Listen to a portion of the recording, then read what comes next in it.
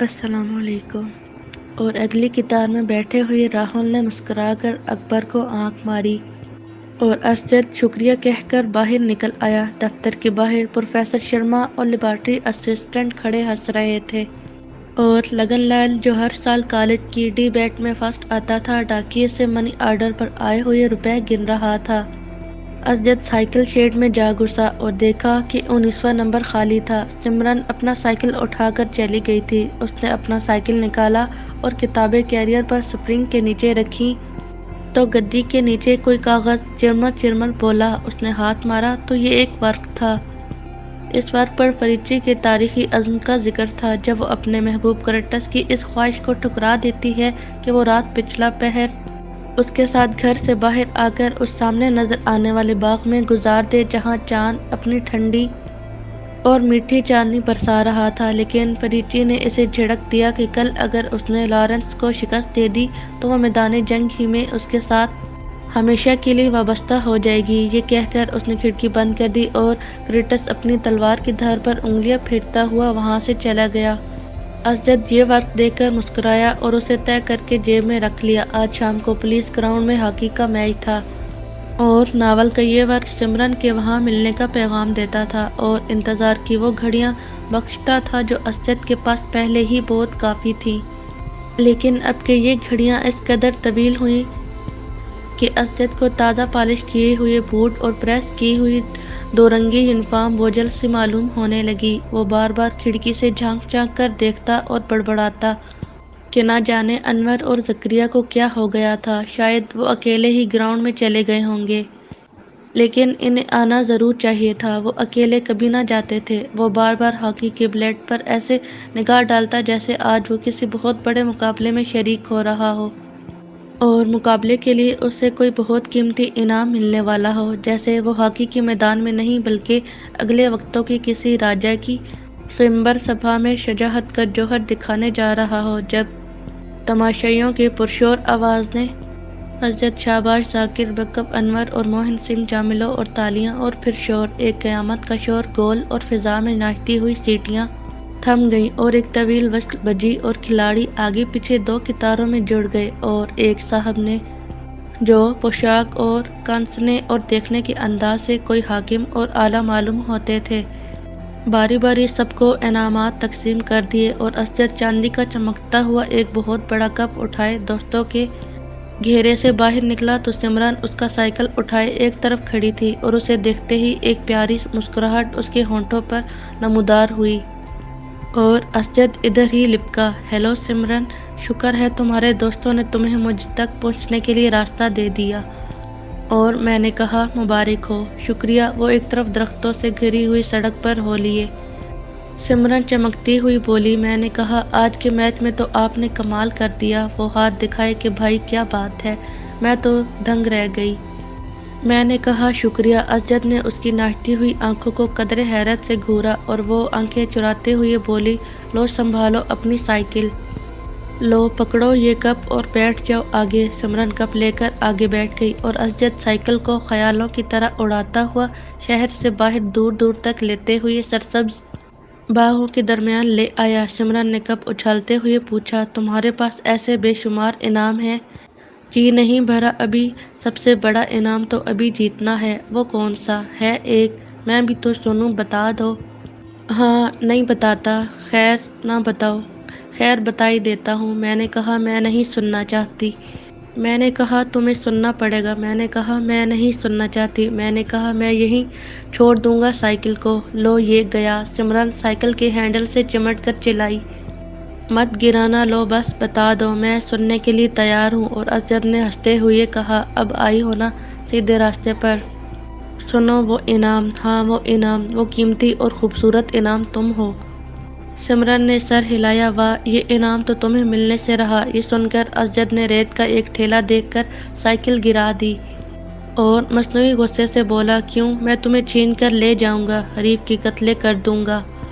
سمرن اپنی پسلیاں سنبھالتے سنبھالتے چوک پڑی اور ٹیلے کی پرلی طرف ماتھے پر ہاتھ رکھ کر شفق کے سونے میں گھورا، پھر یوں گھبرا کر اسجد کی طرف دیکھا جیسے انجانے میں کسی نے ڈس لیا ہو۔ اسجد کیوں کیا ہوا؟ وہ دیکھو۔ دیکھ رہا ہوں، میرا ماموں ہے۔ اسجد نے اٹھ کر دیکھا اور ایک ٹھنڈا سانس بھرتے ہوئے کہا، معلوم تو وہی ہوتے ہیں، مجھے چھپا لو۔ کیا کوئی اور نظر نہیں آتی؟ اس کی کیا ضرورت ہے؟ چھپانی وہ بات چاہیے جسے ہم آئندہ نہ کریں۔ اب جو کچھ پیش آئے گا اس کے بعد مجھ سے دور ہو جاؤ گی۔ سمرن نے دونوں ہاتھوں میں منہ چھپا لیا اور سسکنے لگی۔ انہوں نے ہمیں پہچان لیا ہے۔ اور سمرن کے ماموں کا سایہ جوں جوں آگے بڑھتا آیا، اس کی سسکیاں بلند ہوتی گئیں، اور جب وہ بالکل قریب آ گیا تو سمرن ایک طرف سر جھکا کر کھڑی ہو گئی، اور اس کے ماموں کے چہرے پر ایک ایسا غیظ و غضب نمودار ہوا کہ دونوں کے سانس رک گئے۔ اور ایک زناٹے دار تھپڑ اسجد کے منہ پر پڑا۔ اسجد گرتے گرتے سنبھلا۔ اس نے ایک اور تھپڑ اٹھایا۔ سمرن نے کمال بیچارگی اور ملتجی نگاہوں سے ماموں کی طرف دیکھا اور اس کے ماموں کا اٹھایا ہوا ہاتھ گر گیا۔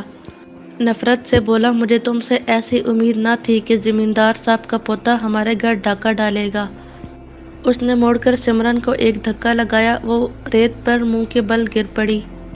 اس کے ماموں نے اسے بازو سے پکڑا اور گھسیٹتا ہوا لے چلا۔ اسجد خاموش کھڑا دیکھتا رہا، اور وہ دور ہوتے ہوتے آنکھوں سے بالکل اوجھل ہو گئی، اور شام کی سرمئی فضا میں گھروں کو لوٹتے ہوئے ڈرائیور ڈنگروں کے گلے میں بندھی ہوئی گھنٹیوں کی صدا گونجنے لگی۔ اسجد نے سائیکل اٹھایا۔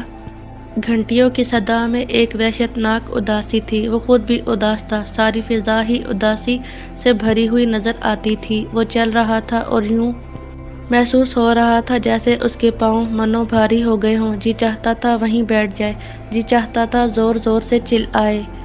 وہ چلتا گیا، اپنے آپ کو گھسیٹتا ہوا، اپنی نیش کو خود کندھوں پر اٹھائے، چہرے اور دل پر غم کا ایک شدید تاثر لیے اپنے گھر چلا گیا۔ لیکن وہاں پہنچ کر بھی اسے سکون نصیب نہ ہوا۔ دل کے اندر جیسے ایک آگ سی لگی ہوئی تھی، جس کی تپش سے اس کے احساسات جھلسے جا رہے تھے۔ بہت رات گئے تک وہ بستر پر کروٹیں بدلتا رہا، سوچتا رہا۔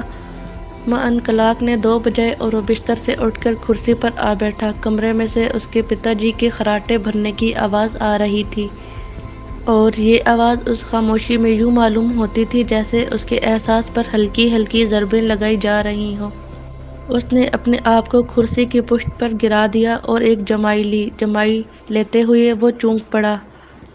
گلی میں کسی کے چلنے کی آواز آ رہی تھی، اور پاؤں کی چاپ نزدیک آتے آتے اس کے دروازے پر آ کر رک گئی، اور اس کا سانس بھی رک گیا کہ جانے ایک لمحہ بعد کون نمودار ہوتا ہے، کس کی آواز آتی ہے۔ دروازے پر ایک ہلکی سی ٹھک ہوئی اور اس نے بڑھ کر دروازے کی چٹکنی ہٹا لی۔ بوسلے رنگ کے ایک پتلے کمبل میں لپٹی ہوئی سمرن کھڑی تھی، اور اسے دیکھ کر اسجد کو یوں محسوس ہوا جیسے کسی نے اس کی غلطی معاف کر دی ہو۔ اس کا دل اور ذہن ایک دم صاف ہو گیا، اور اس نے اسے اندر کھینچتے ہوئے پوچھا، معلوم ہوتا ہے تم گھر چھوڑ کر آئی ہو؟ سمرن نے کمبل سے ایک تھیلی نکال کر میز پر پٹخ دی، جس میں سے زیورات اور روپیوں کے بجنے کی آواز آئی، اور وہ مری ہوئی آواز میں بولی، وقت تیزی سے سرک رہا ہے، نامعلوم میرے آنے کے بعد وہاں کیا ہو رہا ہوگا۔ کچھ ہو گیا تو وہ سیدھے یہاں آئیں گے۔ اسجد ایک لمحے کے لیے رکا اور پھر دوسرے کمرے میں چلا گیا۔ سمرن نے دیوار پر لٹکا ہوا اس کا اوور کوٹ اور بیلٹ اتاری اور تھیلی کوٹ کی جیب میں ڈال دی۔ تھوڑی دیر بعد اسجد نوٹوں کے چند بنڈل اٹھائے ہوئے اندر داخل ہوا، اور وہ بھی کوٹ میں ڈال دیے، اور دونوں باہر نکل آئے۔ باہر ہوا چل رہی تھی اور سردی بڑھ رہی تھی۔ اسجد نے اس کے شانے پر ہاتھ رکھ کر پیچھے مڑ کر دیکھا۔ پیچھے چھوڑی ہوئی عمارتیں تاروں کی مدھم روشنی میں بہت خوفناک دکھائی دیتی تھیں۔ محلے کی گلی کوچوں سے نکل کر جب وہ سڑک پر آ گئے تو انہوں نے ایک دوسرے کی طرف دیکھا اور ہنس پڑے۔ اس ہنسی میں بے پناہ طنز تھا، جیسے وہ اس فرار پر حق بجانب تھے۔ یہ راستہ اختیار کر کے انہوں نے اپنی مصیبتوں اور پابندیوں کے رسے کاٹ ڈالے تھے، اور اب وہ مطمئن تھے۔ پیچھے مڑ کر انہوں نے پھر دیکھا اور پھر ہنسے، اور پھر سیدھی جانے والی سڑک کی طرف دیکھا، جہاں دور ایک فاصلے پر اسٹیشن کی رنگ برنگی بتیاں چمک رہی تھیں۔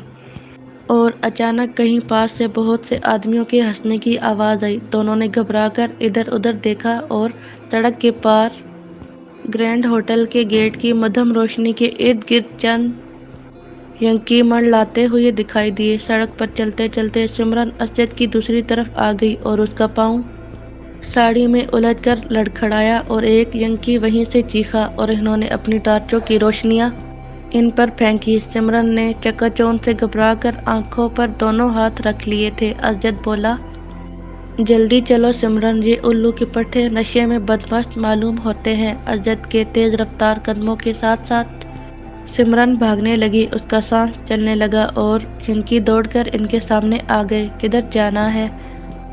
ازجد نے مٹھیاں کس لیں اور اچانک اس کے پیچھے سے گردن پر ایک زبردست مکہ پڑا۔ وہ لڑکھڑا کر گر پڑا۔ سمرن کی چیخ نکل گئی اور پھر بے شمار چیخیں نکلیں۔ پھر ایک کڑی جدوجہد کے بعد یہ چیخیں رک گئیں۔ سمرن کو وہ ینکی اٹھا کر ہوٹل میں لے گئے اور ازجد زخموں اور درد سے نڈھال ہو کر سڑک کے درمیان گر پڑا۔ اس کی جیب سے تھیلی چھنکتی ہوئی باہر آ پڑی اور اس کا ہاتھ نہایت بے چارگی سے پاس پڑی ہوئی فوجی ٹوپی پر دو چار بار پڑا۔ پھر ایک دھواں دھار شور سا اس کے دماغ میں گھس گیا اور اسے دم گھٹتا ہوا محسوس ہونے لگا۔ فضا میں ایک سکوت تھا، موت تھی اور منجمد کر دینے والی ہوا سائیں سائیں کر رہی تھی اور دور ایک خاص فاصلے پر اسٹیشن کی مدھم اور رنگدار بتیاں ابھی تک چمک رہی تھیں۔